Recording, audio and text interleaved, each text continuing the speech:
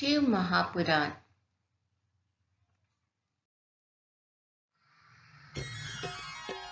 श्री रुद्र संहिता द्वितीय खंड भाग 3।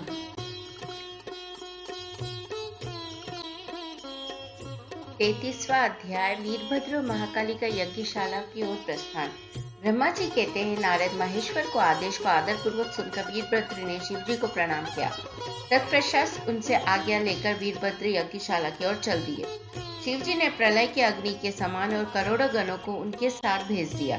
वे अत्यंत तेजस्वी थे। वे सभी वीरगण कौतूहल से वीरभद्र के साथ साथ चल दिए। उसमें हजारों पार्षद वीरभद्र की तरह ही पराक्रमी और बलशाली थे।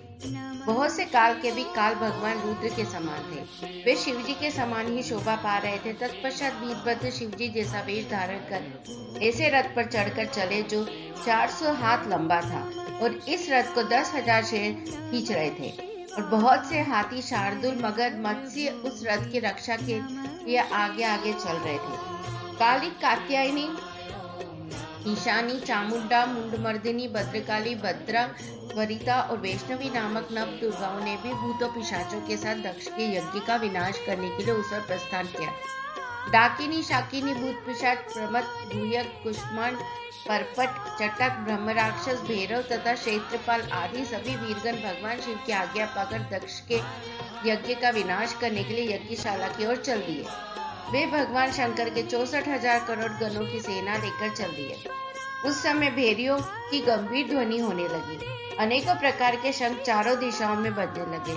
उस समय जटाहार, मुखों तथा शंखों के अनेक प्रकार के शब्द हुए। भिन्न भिन्न प्रकार की सींगे बजने लगी। महामुनि नारद उस समय वीरभद्र की उस यात्रा में करोड़ों सैनिक, शिवगण एवं भूत पिशाच शामिल थे। इसी प्रकार महाकाली की सेना भी शोभा पा रही थी। इस प्रकार वीरभद्र और महाकाली दोनों की विशाल सेना उस दक्ष के यज्ञ का विनाश करने के लिए गाजे बाजे के साथ आगे बढ़ने लगी। उस समय अनेक शुभ शगुन होने लगे।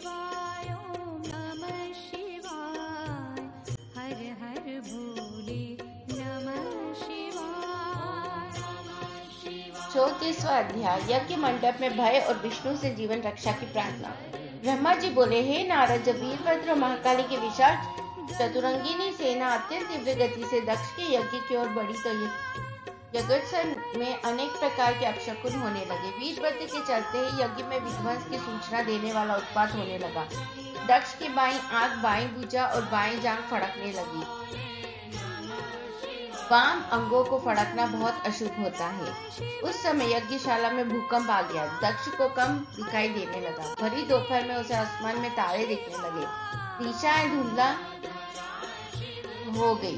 सूर्य में काले काले धब्बे दिखाई देने लगे। ये धब्बे बहुत डरावने लग रहे थे। बिजली और अग्नि के समान सारे नक्षत्रों ने टूट टूट के गिरते हुए दिखने लगे। वहां यज्ञशाला में हजारों गिद्ध दक्ष के सिर पर मंडराने लगे। उस यज्ञ मंडप को गिद्धों ने पूरा ढक दिया था। वहां एकत्र गिद्ध बड़ी भयानक और डरावनी आवाजें निकाल रहे थे। सभी दिशाएं अंधकारमय हो गई थी। वहां अनेक प्रकार के अपशकुन होने लगे। फिर उसी समय वहां आकाशवाणी हुई, ओ महामूर्ख दुष्ट दक्ष, तेरे जन्म को धिक्कार है। तू बहुत बड़ा पापी है। तूने भगवान शिव की बहुत अवहेलना की है। तूने देवी सती, जो कि साक्षात जगदम्बा रूप है, का भी अनादर किया है।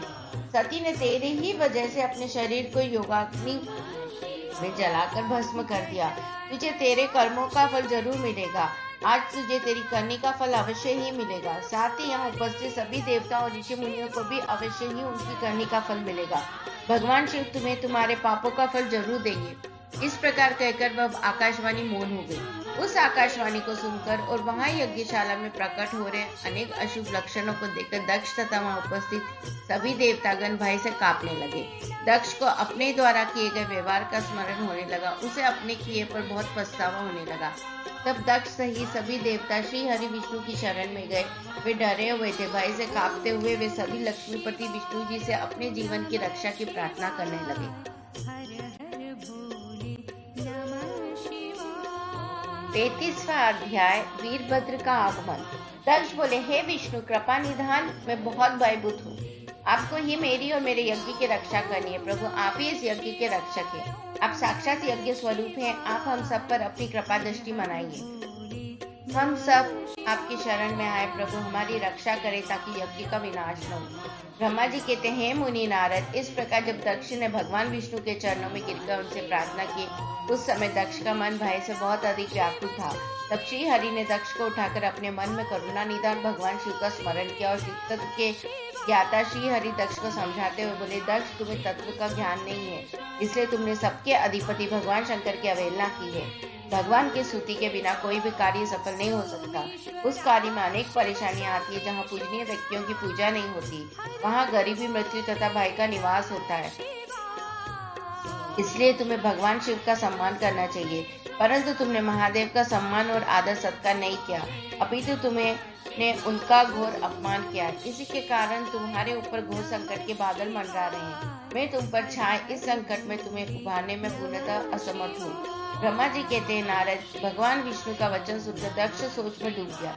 उसके चेहरे का रंग उड़ गया और वे घोर चिंता में पड़ गए। तभी भगवान शिव द्वारा भेजे गए गणों सहित वीरभद्र, महाकालिका उनकी सेनाओं सहित उस यज्ञशाला में प्रवेश हुआ। वे सभी महान पराक्रमी थे, उनकी गणना करना असंभव था।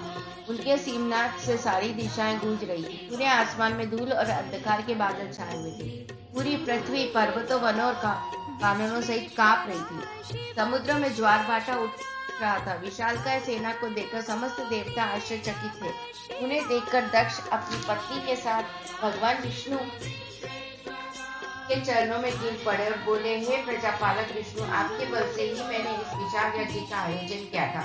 प्रभु, आप कर्मों के साक्षी तथा यज्ञ के प्रतिपालक हैं। आप ही धर्म के रक्षक हैं। अतः प्रभु श्री हरि आप ही यज्ञ को विनाश से बचा सकते हैं।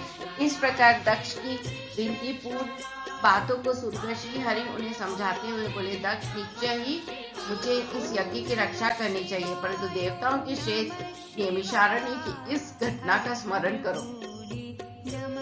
इस यज्ञ के आयोजन में क्या तुम उस घटना को भूल गए? यहाँ इस यज्ञशाला की और तुम्हारी रक्षा करने में कोई भी देवता समर्थ नहीं है। इस समय जब महादेव जी के गण और उनके सेनापति वीरभद्र तुम्हें भगवान शिव का अपमान करने का धन देने आए हैं, उस समय कोई मूर्ख ही तुम्हारी सहायता को आगे आ सकता है। दक्ष केवल कर्म ही समर्थ नहीं होता, अपितु कर्म को करने में जिसके सहयोग की आवश्यकता होती है उसका भी उतना ही महत्व है। भगवान शिव ही कर्मों के कल्याण की शक्ति देते हैं। जो शांत मन से भक्ति पूर्वक उनकी पूजा अर्चना करता है, महादेव जी उसे तत्काल ही उस कर्म का फल देते हैं। जो मनुष्य ईश्वर के अस्तित्व को नहीं मानते वे नरक के भागी होते हैं। दक्ष ये वीरभद्र शंकर के गणों का ऐसा सेनापति है जो शिव जी के शत्रु का तुरंत नाश कर देता है। निसंदेह तुम्हारा तथा यहाँ पर उपस्थित सभी लोगों का नाश कर देगा। शिव जी की आज्ञा का उल्लंघन करके मैं तुम्हारे यज्ञ में आया हूँ, जिसका दुष्परिणाम मुझे भी भोगना पड़ेगा। अब इस विनाश को रोकने की शक्ति मेरे पास नहीं है। यदि हम यहाँ से भागकर स्वर्ग, पाताल और पृथ्वी कहीं भी छिप जाए तो भी वीरभद्र के शास्त्र हमें ढूंढ लेंगे। शिव जी के सभी गण बहुत शक्तिशाली है। विष्णु जी यह कह ही रहे थे कि वीरभद्र अपनी अजय सेना के साथ यज्ञ मंडप में आ पहुंचा।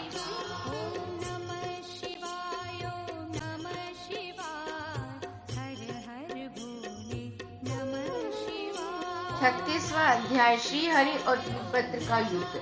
ब्रह्मा जी कहते हैं, नारद, जब शिव जी की आज्ञा पाकर वीरभद्र की विशेष सेना ने यज्ञशाला में प्रवेश किया तो वहां उपस्थित सभी देवता अपने प्राणों की रक्षा के लिए शिव गणों से युद्ध करने लगे, परंतु शिव गणों की वीरता और पराक्रम के आगे उनकी एक न चली। सारे देवता पराजित होकर वहां से भागने लगे। तब इंद्र आदि लोकपाल युद्ध के लिए आगे आए। उन्होंने गुरुदेव बृहस्पति जी को नमस्कार कर उनसे विजय के विषय में पूछा। उन्होंने कहा, हे गुरुदेव बृहस्पति, हम यह जानना चाहते हैं कि हमारी विजय कैसे होगी। उनकी ये बात सुनकर बृहस्पति जी बोले, हे इंद्र, समस्त कर्मों का फल देने वाले तो ईश्वर है। सभी को अपनी करनी का फल अवश्य भुगतना पड़ता है। जो ईश्वर के अस्तित्व को जानकर और समझकर उनकी शरण में आकर अच्छे कर्म करता है, उसी को उसके सत्कर्मों का फल मिलता है। परंतु जो ईश्वर की आज्ञा के विरुद्ध कार्य करता है वह ईश्वर द्रोही कहलाता है और उसे किसी भी अच्छे फल की प्राप्ति नहीं होती। उन परम पुण्य भगवान शिव के स्वरूप को जानना अत्यंत कठिन है। वे सिर्फ अपने भक्तों के ही अधीन है, इसलिए उन्हें भक्त वत्सल भी कहा जाता है। भक्ति और ईश्वर सत्ता में विश्वास न रखने वाले मनुष्य यदि वेदों का 10,000 बार भी अध्ययन कर ले तो भी भगवान शिव के स्वरूप को भलीभांति नहीं जान पाएंगे। भगवान शिव के शांत निर्विकार एवं उत्तम दृष्टि से ध्यान करने एवं उनकी सहायता उपासना करने से ही शिव तत्व की प्राप्ति होती है। तुम उन करुणा निधान भगवान महेश्वर की अवहेलना करने वाले उस मूर्ख दक्ष के निमंत्रण पर यहाँ इस यज्ञ में भाग लेने आ गए हो। भगवान शिव की पत्नी देवी सती का भी इस यज्ञ में घोर अपमान हुआ है। उन्होंने इसी यज्ञ में अपने प्राणों की आहुति दे दी है। इसी कारण भगवान शंकर ने रुष्ट होकर इस यज्ञ का विध्वंस करने के लिए वीरभद्र के नेतृत्व में अपने शिवगणों को भेजा है। अब इस यज्ञ के विनाश को रोक पाना किसी के भी वश में नहीं है। अब चाहकर भी तुम लोग कुछ नहीं कर सकते हो। बृहस्पति जी के ये वचन सुनकर इंद्र सहित अन्य देवता चिंता में पड़ गए। तभी वीरभद्र और अन्य शिवगण उनके निकट पहुंच गए। वहां वीरभद्र ने उन सभी को बहुत डांटा और फटकारा। गुस्से से वीरभद्र ने इंद्र सहित सभी देवताओं पर अपने तीखे बाणों से प्रहार करना शुरू कर दिया। बाणों से घायल हुए सभी देवताओं में हाहाकार मच गया और वे अपने प्राणों की रक्षा के लिए यज्ञ मंडप से भाग खड़े हुए। यह देखकर यहाँ उपस्थित सभी ऋषि मुनि भयभीत होकर श्री हरि के सम्मुख प्राण रक्षा के लिए प्रार्थना करने लगे। तब मैं और विष्णु जी वीरभद्र से युद्ध करने के लिए उनके पास गए। हमें देखकर वीरभद्र जो पहले से ही क्रोधित थे हम सबको डांटने लगे। उनके कठोर वचनों को सुनकर विष्णु जी मुस्कुराते हुए बोले, हे शिव भक्त वीरभद्र, मैं भी भगवान शिव का ही भक्त हूँ। उनमें मेरी अपार श्रद्धा है, मैं उन्हीं का सेवक हूँ। परंतु दक्ष अज्ञानी और मूर्ख है, यह सिर्फ कर्म कांडों में ही विश्वास रखता है। जिस प्रकार महेश्वर भगवान अपने भक्तों के ही अधीन है, उसी प्रकार मैं भी अपने भक्तों के ही अधीन हूँ। दक्ष मेरा अनन्य भक्त है। उनकी बारंबार प्रार्थना पर मुझे इस यज्ञ में उपस्थित होना पड़ा। हे वीरभद्र, तुम रुद्रदेव के रौद्र रूप अर्थात क्रोध से उत्पन्न हुए हो। तुम्हें भगवान शंकर ने इस यज्ञ का विनाश करने के लिए यहाँ भेजा है। उनकी आज्ञा तुम्हारे लिए शिरोधार्य है। मैं इस यज्ञ का रक्षक हूँ, अतः इसे बचाना मेरा पहला कर्तव्य है। इसलिए तुम भी अपना कर्तव्य निभा और मैं भी अपना कर्तव्य निभाता हूँ। हम दोनों को ही अपने उत्तराधित्व की रक्षा के लिए आपस में युद्ध करना पड़ेगा। भगवान विष्णु के ये वचन सुनकर वीरभद्र हंसकर बोला कि आप मेरे परमेश्वर भगवान शिव के भक्त हैं, जानकर मुझे बहुत प्रसन्नता हुई। भगवान, मैं आपको नमस्कार करता हूँ। आप मेरे लिए भगवान शिव के समान ही पूजनीय है। मैं आपका आदर करता हूँ, परंतु शिव आज्ञा के अनुसार मुझे इस यज्ञ का विनाश करना है। ये मेरा कर्तव्य है। यज्ञ का रक्षक होने के नाते इसे बचाना आपका उत्तरदायित्व है। अतः हम दोनों को ही अपना अपना कार्य करना है। तब श्री हरि और वीरभद्र दोनों ही युद्ध के लिए तैयार हो गए। तत्पश्चात दोनों में घोर युद्ध हुआ। अंत में वीरभद्र ने भगवान विष्णु के सुदर्शन चक्र को जड़ कर दिया, उनके धनुष के 3 टुकड़े कर दिए। वीरभद्र विष्णु जी पर भारी पड़ रहे थे। तब उन्होंने वहां से अंतर्धान होने का विचार किया। सभी देवता व ऋषिगण यह समझ चुके थे कि यह जो कुछ हो रहा है वह देवी सती के प्रति अन्याय और शिव जी के अपमान का ही परिणाम है। इस संकट को घड़ी में कोई भी उनकी रक्षा नहीं कर सकता है। तब वे देवता और ऋषिगण शिव जी का स्मरण करते हुए अपने अपने लोक को चले गए। मैं भी दुखी मन से अपने सत्य लोक को चला गया। उस यज्ञ स्थल पर बहुत उपद्रव हुआ। वीरभद्र महाकाली ने अनेकों मुनि एवं देवताओं को प्रताड़ित करके उनका वध कर दिया। रघुकुशा और भग नामक देवताओं को उनकी करनी का फल देते हुए उन्हें पृथ्वी पर फेंक दिया।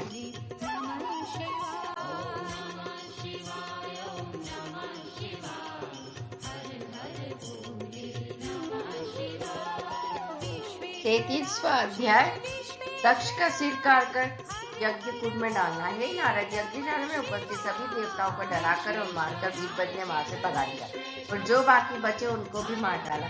तब उन्होंने यज्ञ के आयोजक दक्ष को, जो कि भय के मारे अंतर्वेदी में छिपा था, बलपूर्वक पकड़ लिया।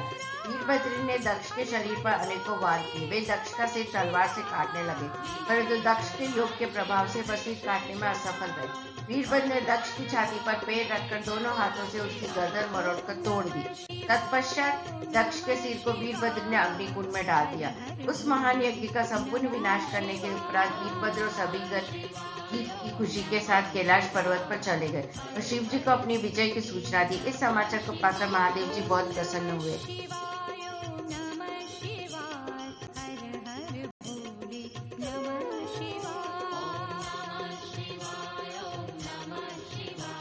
38वां अध्याय दधीची शुभ विवाद।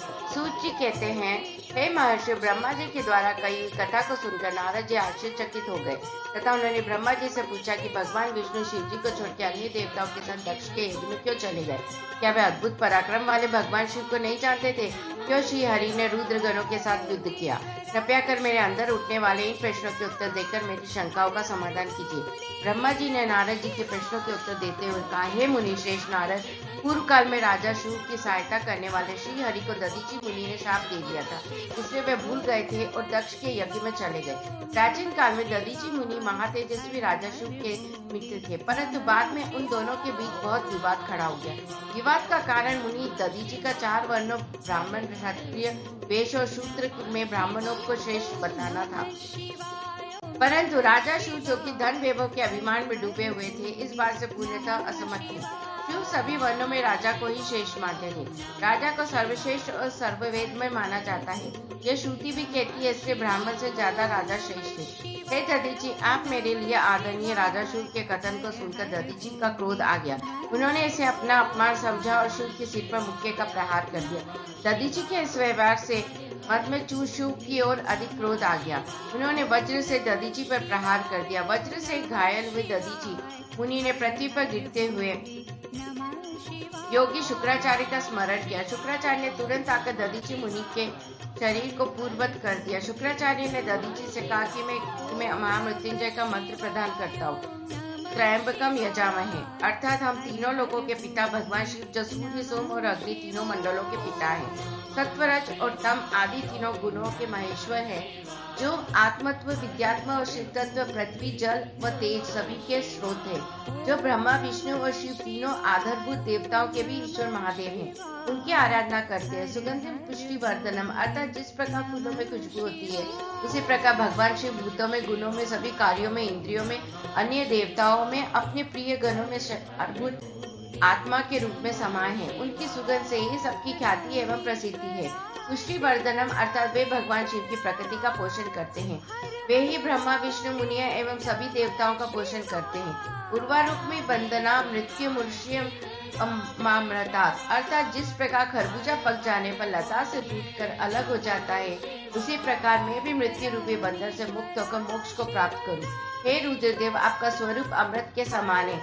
जो पुण्य कर्म, तपस्या, स्वाध्याय, योग और ध्यान से उनकी आराधना करता है, उसे क्या जीवन प्राप्त होता है? भगवान शिव अपने भक्त को मृत्यु के बंधनों से मुक्त कर देते हैं और उसे मोक्ष प्रदान करते हैं। जैसे उर्वारुक अर्थात ककड़ी को उसकी बेल अपने बंधन में बांधे रखती है और पक जाने पर स्वयं उसे बंधन मुक्त कर देती है। यह महामृत्युंजय मंत्र संजीवनी मंत्र है। तुम नियम पूर्वक भगवान शिव का स्मरण करके इस मंत्र का जाप करो। इस मंत्र से अभिमंत्रित जल को पियो। इस मंत्र का जाप करने से मृत्यु का भय नहीं रहता। इसके विधिवत पूजन करने से भगवान शिव प्रसन्न होते। वे सभी कार्यों की सिद्धि करते तथा सभी बंधनों से मुक्त कर मोक्ष प्रदान करते। ब्रह्मा जी बोले, नारद, दधीची मुनि को इस प्रकार उपदेश देकर शुक्राचार्य अपने निवास पर चले गए। उनकी बातों का दधीची मुनि पर बड़ा प्रभाव पड़ा। वे भगवान शिव का स्मरण कर उन्हें प्रसन्न करने के लिए तपस्या करने वन में चले गए। वन में उन्होंने प्रेम पूर्वक भगवान शिव का चिंतन करते हुए उनकी तपस्या आरंभ कर दी। दीर्घ काल तक वे महामृत्युंजय मंत्र का जाप करते रहे। उनकी इस निस्वार्थ भक्ति से भक्त वत्सल भगवान शिव प्रसन्न होकर उनके सामने प्रकट हो गए। दधीची ने दोनों हाथ जोड़कर शिव जी को प्रणाम किया। उन्होंने महादेव जी की बहुत स्तुति की। शिव ने कहा, मुनिश्रेष्ठ दधीची, मैं तुम्हारा इस उत्तम आराधना से बहुत प्रसन्न हुआ हूँ। तुम वर मांगो, मैं तुम्हें मनोवांछित वस्तु प्रदान करूंगा। यह सुनकर दधीची हाथ जोड़े नतमस्तक होकर कहने लगे, हे देवादिदेव करुणा निधान महादेव जी, अगर आप मुझ पर प्रसन्न हैं तो कृपा कर मुझे 3 वर प्रदान करें।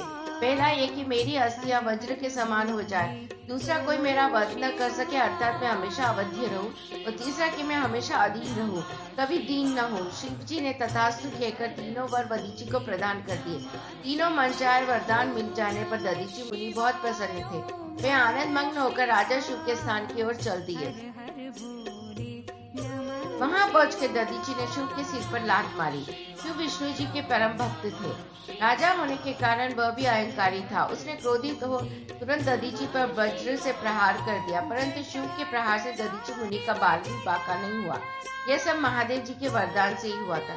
यह देखकर शिव को बड़ा आश्चर्य हुआ। तब उन्होंने वन में जाके इंद्र के भाई मुकुंद की आराधना शुरू कर दी। तब विष्णु जी ने प्रसन्न होकर शिव को दिव्य दृष्टि प्रदान की। शिव ने विष्णु जी को प्रणाम कर उनकी भक्ति भाव से स्तुति की। तत्पश्चात शिव बोले, भगवान मुनि श्रेष्ठ दधीची पहले मेरे मित्र थे, परंतु बाद में हम दोनों के बीच में विवाद उत्पन्न हो गया। दधीची ने परम पूजनीय भगवान शिव की तपस्या महामृत्युंजय मंत्र से कर उन्हें प्रसन्न किया तथा अवध्य रहने का वरदान प्राप्त कर लिया। तब उन्होंने मेरी राजसभा में और मेरे समस्त दरबारियों के बीच मेरा घोर अपमान किया। उन्होंने सबके सामने मेरे मस्तक पर अपने पैरों से आघात किया। साथ ही उन्होंने कहा कि मैं किसी से नहीं डरता। भगवान मुनि दधीची को बहुत घमंड हो गया है।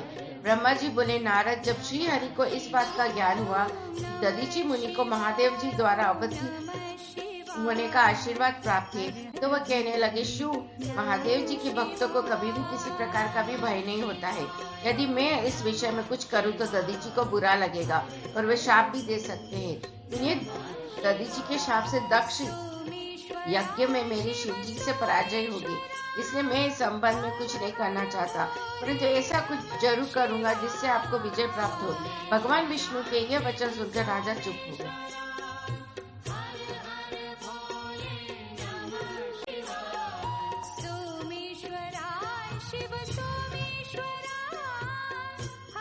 उनतालीसवां अध्याय, दधीची का शाप और शिव पर अनुग्रह। ब्रह्मा जी बोले, नारद, श्री हरि विष्णु अपने प्रिय भक्त राजा शिव के हितों की रक्षा करने के लिए एक दिन ब्राह्मण का रूप धारण करके दधीची मुनि के आश्रम में पहुंचे। विष्णु जी भगवान शिव की आराधना में मग्न रहने वाले महर्षि दधीची से बोले कि हे प्रभु, मैं आपसे एक वर मांगता हूँ। दधीची श्री विष्णु को पहचानते हुए कहने लगे, मैं सब समझ गया हूँ, आप कौन है और क्या चाहते हैं, इसलिए मैं आपसे क्या कहूँ। हे श्री हरि विष्णु, शिव का कल्याण करने के लिए आप ये ब्राह्मण का वेश बनाकर आए हैं। आप ब्राह्मण वेश का त्याग कर दे। लज्जित होकर भगवान विष्णु अपने असली रूप में आ गए और महामुनि दधीची को प्रणाम करके बोले कि महामुनि, आपका कथन पूर्णतया सत्य है। मैं यह भी जानता हूँ कि शिव भक्तों को कभी भी किसी भी प्रकार का कोई भी भय नहीं होता है, परंतु आप सिर्फ मेरे कहने से राजा शिव के सामने ये कह दे कि आप राजा शिव से डरते। श्री विष्णु की ये बात सुनकर दधीची हंसने लगे। हंसते हुए बोले कि भगवान शिव की कृपा से कोई भी डरा नहीं सकता। जब कोई वाकई मुझे डरा नहीं सकता तो मैं क्यों झूठ बोलकर पाप का भागी बनूं। दधीची मुनि के इन वचनों को सुनकर विष्णु को बहुत अधिक क्रोध आ गया। उन्होंने मुनि दधीची को समझाने की बहुत कोशिश की। सभी देवताओं ने श्री विष्णु जी का ही साथ दिया। भगवान विष्णु ने दधीची मुनि को डराने के लिए अनेक गण उत्पन्न कर दिए, परंतु दधीची ने अपने सत से उनका भस्म कर दिया। तब विष्णु जी ने वहां अपनी मूर्ति प्रकट कर दी। यह देखकर दधीची मुनि बोले, हे श्री हरि, अब अपनी माया को त्याग दीजिए। आप अपने क्रोध और अहंकार का त्याग कर दीजिए। आपको मुझ में ही ब्रह्म रूप से विष्णु जी की को दधीची मुनि ने अपने शरीर से पूरे ब्रह्मांड के दर्शन करा दिए। तब विष्णु जी का क्रोध बहुत बढ़ गया। उन्होंने चक्र उठा लिया और महर्षि को मारने के लिए आगे बढ़े, परंतु बहुत प्रयत्न करने पर भी चक्र आगे नहीं चला। यह देखकर दधीची हंसते हुए बोले कि हे श्री हरि, आप भगवान शिव द्वारा प्रदान किए गए इस सुदर्शन चक्र से उनके ही प्रिय भक्त को मारना चाहते, जो भला वह चक्र क्यों चलाएगा। शिव जी द्वारा दिए गए अस्त्र से आप उनके भक्तों का विनाश किसी भी तरह नहीं कर सकते, परंतु फिर भी यदि आप मुझे मारना चाहते हैं तो ब्रह्मास्त्र आदि का प्रयोग कीजिए। लेकिन दधीची का साधारण मनुष्य समझकर विष्णु जी ने उन पर अनेक अस्त्र चलाए। तब दधीची मुनि ने धरती से मुट्ठी पर कुशा उठा ली और कुछ मंत्रों के उच्चारण के उपरांत उसे देवताओं की ओर उछाल दिया। वे कुशाएं कालाग्नि के रूप में परिवर्तित हो गई, जिनमें देवताओं द्वारा छोड़े गए सभी अस्त्र शस्त्र जलकर भस्म हो गए। यह देखकर वहां पर उपस्थित अन्य देवता वहां से भाग खड़े हुए, परंतु श्री हरि दधीची से युद्ध करते रहे। उन दोनों के बीच भीषण युद्ध हुआ। तब मैं राजा शिव को साथ लेकर उस स्थान पर आया जहां उन दोनों के बीच युद्ध हो रहा था। मैंने भगवान शिव विष्णु से कहा कि आपका ये प्रयास निरर्थक है, क्योंकि आप भगवान शिव के परम भक्त दधीची को हरा नहीं सकते हैं। यह सुनकर विष्णु जी शांत हो गए। शिव के परम भक्त दधीची को हरा नहीं सकते। यह सुनकर विष्णु जी शांत हो गए। उन्होंने दधीची मुनि को प्रणाम किया। तब राजा शुभ भी दोनों हाथ जोड़कर मुनि दधीची को प्रणाम करके उनकी स्तुति करने लगे, उनसे माफी मांगने लगे और कहने लगे कि प्रभु आप मुझ पर कृपा दृष्टि रखिए। ब्रह्मा जी बोले, नारद, इस प्रकार राजा शिव द्वारा की गई स्तुति से दधीची को बहुत संतोष मिला और उन्होंने राजा शिव को क्षमा कर दिया, परंतु विष्णु जी सहित अन्य देवता पर उनका क्रोध कम नहीं हुआ। तब क्रोधित मुनि दधीची ने इंद्र सहित सभी देवताओं और विष्णु जी को भी भगवान रुद्र की क्रोधाग्नि में नष्ट होने का शाप दे दिया। इसके बाद राजा शिव ने दधीची को पुनः नमस्कार कर उनकी आराधना को और फिर वे अपने राज्य की ओर चल दिए। राजा शिव के वहां से चले जाने के पश्चात इंद्र सहित सभी देवगणों ने भी अपने अपने धाम की ओर प्रस्थान किया। तदोपरांत श्री हरि विष्णु भी वैकुंठ धाम को चले गए। तब से वह पुण्य स्थान थानेश्वर नामक तीर्थ के रूप में विख्यात हुआ। इस तीर्थ के दर्शन से भगवान शिव का स्नेह और कृपा प्राप्त होती है। हे नारद, इस प्रकार मैंने तुम्हें यह पूरी अमृत कथा का वर्णन सुना। जो मनुष्य शिव और दधीची के विवाह से संबोधित इस प्रसंग को प्रतिदिन सुनाता है, वह अब मृत्यु को जीत लेता है तथा मरने के बाद सीधा स्वर्ग को जाता है। इसका पाठ करने से युद्ध में मृत्यु का भय दूर हो जाता है तथा निश्चित रूप से विजय श्री की प्राप्ति होती है।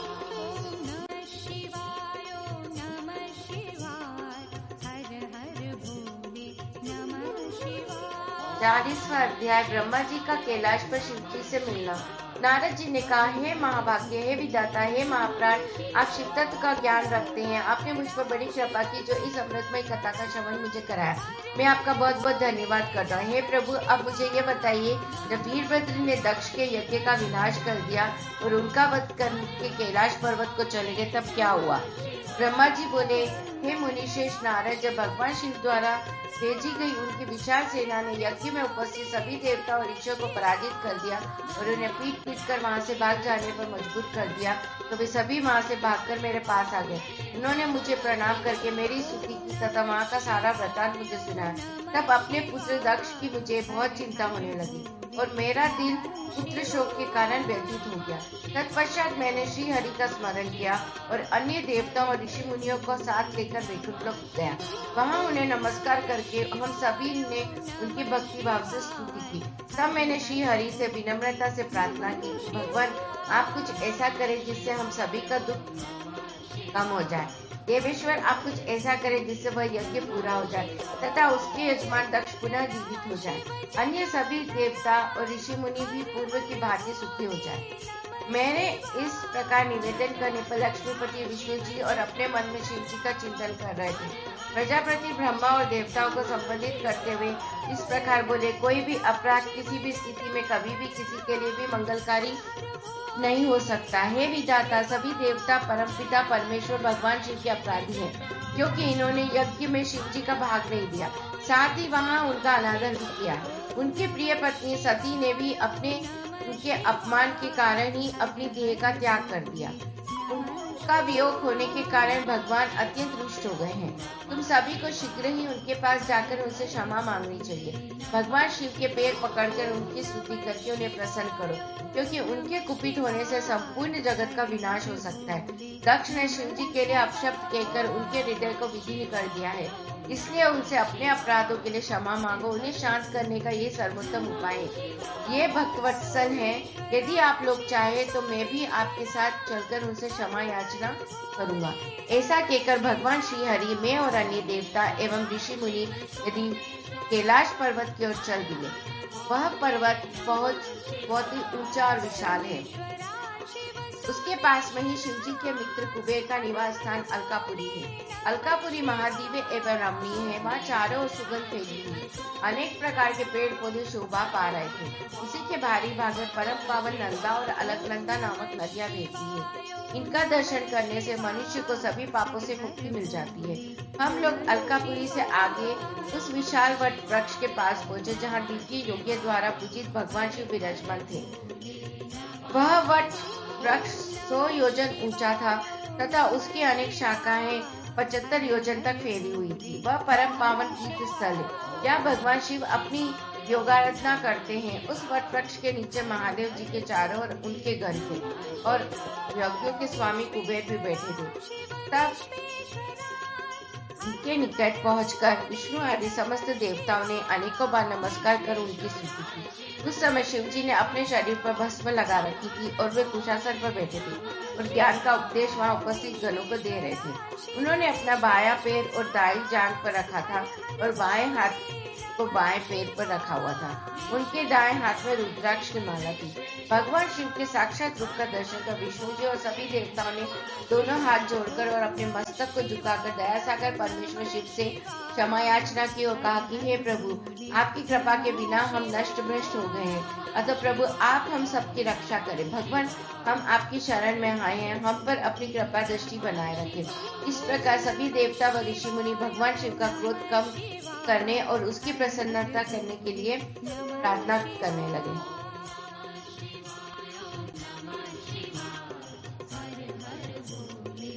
41वां अध्याय, शिव द्वारा दक्ष को जीवित करना। देवताओं ने महादेव जी को बहुत स्तुति की और कहा, भगवान आप ही परम ब्रह्म हैं और इस जगत में सर्वज्ञ व्याप्त हैं। आप मृत्युंजय है, चंद्रमा सूर्य और अग्नि आपकी तीन आंखें हैं। आपके तेज से ही पूरा जग प्रकाशित है। ब्रह्मा विष्णु इंद्र और चंद्र आदि देवता आपसे ही उत्पन्न हुए हैं। आप ही इस संसार का पोषण करते हैं। भगवान आप करुणामय हैं, आप ही दुष्टों का संहार करते हैं। प्रभु आपके आज्ञा अनुसार अग्नि जलाती है और सूर्य अपनी तपन से झुलसता है। मृत्यु आपके भय से कांपती है। हे करुणा निधान, जिस प्रकार आज तक आपने हमारी हर विपत्ति से रक्षा की है, उसी प्रकार हमेशा अपनी कृपा दृष्टि बनाए। भगवान, हम अपनी सभी गलतियों के लिए आपसे क्षमा मांगते हैं। आप प्रसन्न होकर यज्ञ को पूर्ण कीजिए तथा यजमान दक्ष का उद्धार कीजिए। वीरभद्र और महाकाली के प्रहारों से घायल हुए सभी देवता व ऋषियों को आरोग्य प्रदान करें। उन सभी की पीड़ा को कम कर दें। हे शिव जी, आप प्रजापति दक्ष के अपूर्ण यज्ञ को पूर्ण कर दे और दक्ष को पुनर्जीवित कर दे। भक्त ऋषि को उनकी आंखें पूषा को दान प्रदान करें। साथ ही जिन देवताओं के अंग नष्ट हो गए उन्हें ठीक कर दे। आप सभी को आरोग्य प्रदान करें। हम आपको यज्ञ में पूरा भाग देंगे। ऐसा कर हम सभी देवता त्रिलोकीनाथ महादेव के चरणों में लेट गए। हमारी स्तुति और अनुनय विनय से भक्त वत्सल भगवान शिव प्रसन्न हो गए। शिव जी बोले, हे ब्रह्मा श्री हरि विष्णु, आपकी बातों को मैं हमेशा मानता हूँ, इसलिए आपकी प्रार्थना को मैं नहीं टाल सकता। परंतु मैं यह बताना चाहता हूँ कि दक्ष के यज्ञ का विध्वंस मैंने नहीं किया है। उसके यज्ञ का विध्वंस इसलिए हुआ क्योंकि वह हमेशा दूसरों का बुरा चाहता है, उससे द्वेष रखता है, परंतु जो दूसरों का बुरा चाहता है उसका ही बुरा होता है। अतः हमें कोई भी ऐसा कार्य नहीं करना चाहिए जिससे किसी को कष्ट हो। तुम्हारी प्रार्थना से मैंने तुम्हें क्षमा कर दिया और तुम्हारी विनती मानकर मैं दक्ष को जीवित कर रहा हूँ, परंतु दक्ष का मस्तक अग्नि में जल गया है, इसलिए उनके सिर के स्थान पर बकरे का सिर जोड़ना पड़ेगा।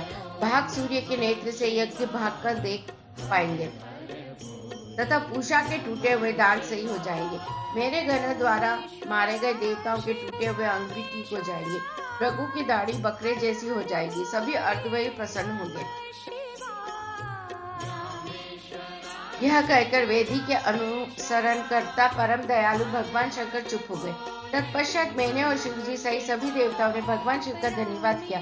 फिर देवर्षि सहित शिव जी को इस यज्ञ में आने के लिए आमंत्रित कर हम लोग यज्ञ के स्थान पर गए जहाँ दक्ष ने अपना यज्ञ आरंभ किया था। उस कनकन नामक यज्ञ के क्षेत्र में शिव जी भी पधारे। तब उन्होंने वीरभद्र द्वारा किए गए उस वंश को देखा। स्वाहा स्वधा पूषा तुष्टि धृति समस्त ऋषि पितर अग्नि व यज्ञ गंधर्व और राक्षस वहां पड़े हुए थे। इतने ही लोग अपने प्राणों से हाथ धो चुके थे। तब भगवान शिव ने अपने परम पराक्रमी सेनापति वीरभद्र का स्मरण किया। याद करते वीरभद्र तुरंत वहां प्रकट हो गए और उन्होंने भगवान शिव को नमस्कार किया। तब शिव जी हंसते हुए बोले कि हे वीरभद्र, तुमने तो थोड़ी सी देर में सारा यज्ञ विध्वंस कर दिया और देवताओं को भी दंड दे दिया। हे वीरभद्र, तुम इस यज्ञ का आयोजन करने वाले दक्ष को जल्दी से मेरे सामने ले आओ। भगवान शिव की आज्ञा पाकर वीरभद्र गए और दक्ष का शरीर वहां लाकर रख दिया, परंतु उसमें सिर नहीं था। दक्ष के शरीर को देखकर शिव जी ने वीरभद्र से पूछा कि दक्ष का सिर कहाँ है। तब वीरभद्र ने बताया कि दक्ष का सिर काटकर उसने यज्ञ का अग्नि में ही डाल दिया था। तब शिव जी के आदेश अनुसार बकरे का सिर दक्ष के धड़ में जोड़ दिया गया। जैसे ही शिव जी की कृपा दृष्टि दक्ष के शरीर पर पड़ी, वह जीवित हो गया। दक्ष के शरीर में प्राण आ गए और वह इस प्रकार उठ बैठा जैसे गहरी नींद से उठा है। उठते ही उसने अपने सामने महादेव जी को देखा और उसने उठकर उन्हें प्रणाम किया और उनकी स्तुति करने लगा। उसने दक्ष के हृदय में प्रेम उमड़ आया। उसके प्रसन्नचित्त होते ही उसका कलुषित हृदय निर्मल हो गया। तब दक्ष को अपनी पुत्री का भी स्मरण हो गया और इस कारण दक्ष बहुत लज्जित महसूस करने लगा। तत्पश्चात अपने को संभालते हुए दक्ष ने करुणानिधन भगवान शिव से कहा, हे कल्याण में महादेव जी, आप ही इस जगत के आदि और अंत हैं। आपने ही इस सृष्टि की रचना का विचार किया है। आपके द्वारा ही हर जीव की उत्पत्ति हुई है। मैंने आपके लिए अपशब्द कहे और आपको यज्ञ में भाग भी नहीं दिया। मेरे बुरे वचनों से आपको बहुत चोट पहुंची है, फिर भी आप मुझ पर कृपा कर यहाँ मेरे उद्धार करने आ गए। भगवान, आप ऐश्वर्य से संपन्न हैं। आप ही परमपिता परमेश्वर हैं। प्रभु, आप मुझ पर एवं यहाँ उपस्थित सभी जनों पर प्रसन्न होइए और हमारी पूजा अर्चना को स्वीकार कीजिए। ब्रह्मा जी बोले, नारद, इस प्रकार भगवान शिव की स्तुति करने के बाद दक्ष चुप हो गए। तब श्री हरि विष्णु जी ने भगवान शिव की बहुत स्तुति की। तत्पश्चात मैंने भी महादेव जी की बहुत स्तुति की। भगवान, आपने मेरे पुत्र दक्ष पर अपनी कृपा दृष्टि की और उसका उद्धार किया। देवेश्वर, अब आप प्रसन्न होकर सभी शापों से हमें मुक्ति प्रदान करें। महामुनि, इस प्रकार महादेव जी की स्तुति करके मैं दोनों हाथ जोड़कर और सिर झुकाकर खड़ा हो गया। हम सभी देवगणों की स्तुति सुनकर भगवान शिव प्रसन्न हो गए और उनका मुख खिल उठा। तब वहाँ उपस्थित इंद्र सहित अनेक सिद्धों, ऋषियों, प्रजापतियों ने भी भक्तवत्सल करुणा निधान भगवान शिव की अनेकों बार स्तुति की। यज्ञशाला में उपस्थित अनेकों देवों, नागों तथा ब्राह्मणों ने भगवान शिव को प्रणाम किया और उनका प्रसन्न मन से स्तवन किया। इस प्रकार सभी देवों के मुख से अपना स्तवन सुनकर भगवान शिव को बहुत संतोष प्राप्त हुआ।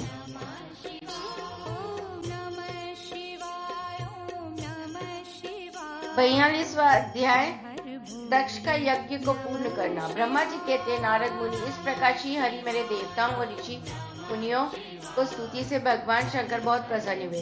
वे हम सबको कृपा दृष्टि से देखते हुए बोले, प्रजापति दक्ष, मैं तुम सभी पर प्रसन्न हूँ। मेरा अस्तित्व सबसे अलग है। मैं स्वतंत्र ईश्वर हूँ, फिर भी मैं सदैव अपने भक्तों के अधीन ही रहता हूँ। 4 प्रकार के पुण्यात्मा मनुष्य ही मेरा भजन करते हैं। उनमें पहला आर्त, दूसरा जिज्ञासु, तीसरा अर्थार्थी और चौथा ज्ञानी है। परंतु ज्ञानी को ही मेरा खास सानिध्य प्राप्त होता है, उसे मेरा ही स्वरूप माना जाता है। वेदों को जानने वाले परम ज्ञानी ही मेरे स्वरूप को जानकर मुझे समझ सकते हैं। जो मनुष्य कर्मों के अधीन रहते हैं वे मेरे स्वरूप को नहीं पा सकते। इसलिए तुम ज्ञान को जानकर शुद्ध हृदय एवं बुद्धि से मेरा स्मरण कर उत्तम कर्म करो। हे दक्ष, मैं ही ब्रह्मा और विष्णु का रक्षक हूँ। मैं ही आत्मा हूँ। मैंने इस संसार की सृष्टि की है। मैं ही संसार का पालन करता हूँ। मैं ही दुष्टों का विनाश करने के लिए संहारक बन उनका विनाश करता हूँ। बुद्धिहीन मनुष्य जो कि सदैव सांसारिक बंधनों और मोह माया में फंसे रहते, कभी भी मेरा साक्षात्कार नहीं कर सकते। मेरे भक्त सदैव मेरे ही स्वरूप का चिंतन और ध्यान करते। हम तीनों अर्थात ब्रह्मा, विष्णु और रुद्रदेव एक ही हैं। जो मनुष्य हमें अलग न मानकर हमारा एक ही स्वरूप मानता है, उसे सुख, शांति और समृद्धि की प्राप्ति होती है। परंतु जो अज्ञानी मनुष्य हम तीनों को अलग अलग मानकर हम इस भेदभाव करते हैं, वे नरक के भागी होते। हे प्रजापति दक्ष, यदि कोई श्री हरि का परम भक्त मेरी निंदा या आलोचना करेगा या मेरा भक्त होकर ब्रह्मा और विष्णु का अपमान करेगा, उसे निश्चय ही मेरी कोप का भागी होना पड़ेगा। तुम्हें दिए गए सभी शाप उसको लग जाएंगे। भगवान शिव के इन वचनों को सुनकर सभी देवता, ऋषि मुनि तथा श्रेष्ठ विद्वानों को हर्ष हुआ तथा दक्ष प्रभु की आज्ञा मानकर अपने परिवार सहित शिव जी की भक्ति में मग्न हो गया। सब देवता भी महादेव जी का ही भुगतान करने लगे। वे शिव भक्ति में लीन हो गए और उनके भजनों को गाने लगे। इस प्रकार जिसने जिस प्रकार से भगवान शिव की स्तुति और आराधना की, भगवान शिव ने प्रसन्नता पूर्वक उसे ऐसा ही वरदान प्रदान किया। तत्पश्चात भक्तवत्सल भगवान शंकर जी से आज्ञा लेकर प्रजापति दक्ष ने अपना यज्ञ पुनः आरंभ किया। इस यज्ञ में उन्होंने सर्वप्रथम शिव जी का भाग दिया। सब देवताओं को भी उचित भाग दिया गया। यज्ञ में उपस्थित सभी ब्राह्मणों को दक्ष ने सामर्थ्य के अनुसार दान दिया। महादेव जी का गुणगान करते हुए दक्ष ने यज्ञ के सभी कर्मों को भक्ति पूर्वक संपन्न किया। इस प्रकार सभी देवता, मुनियों और ऋषियों के सहयोग से दक्ष का यज्ञ सानंद संपन्न हुआ। तत्पश्चात सभी देवता और ऋषि मुनियों ने महादेव जी के यश का गान किया और अपने अपने निवास की ओर चले गए। वहां उपस्थित अन्य लोगों ने भी शिव जी से आज्ञा मांगकर वहां से प्रस्थान किया। तब मैं और विष्णु जी भी शिव वंदना करते हुए अपने अपने लोक को चल दिए। दक्ष ने करुणानिधन भगवान शिव को अनेकों बार स्तुति की और शिव जी को बहुत सम्मान दिया। तब वे भी प्रसन्न होकर अपने गणों का साथ लेकर कैलाश पर्वत पर चल दिए। कैलाश पर्वत पर पहुंचकर शिव जी को अपने प्रिय पत्नी देवी सती की याद आने लगी। महादेव जी ने वहां पर उपस्थित गणों से उनके बारे में अनेक बातें की। वे उनको याद करके व्याकुल हो गए थे। हे नारद, मैंने तुम्हें सती के परम अद्भुत और दिव्य चरित्र का वर्णन सुनाया। ये कथा भोग और मोक्ष प्रदान करने वाली है। यह उत्तम वरदान सभी कामनाओं को अवश्य पूरा करता है। इस प्रकार इस चरित्र को पढ़ने व सुनने वाले ज्ञानी मनुष्य पापा से मुक्त हो जाते हैं। उसे यक्ष, स्वर्ग और आयु की प्राप्ति होती है। जो मनुष्य भक्ति भाव से इस कथा को पढ़ता है, उसे अपनी सभी सत्कर्मों के फलों की प्राप्ति होती है। श्री रुद्र संहिता सती खंड संपूर्ण।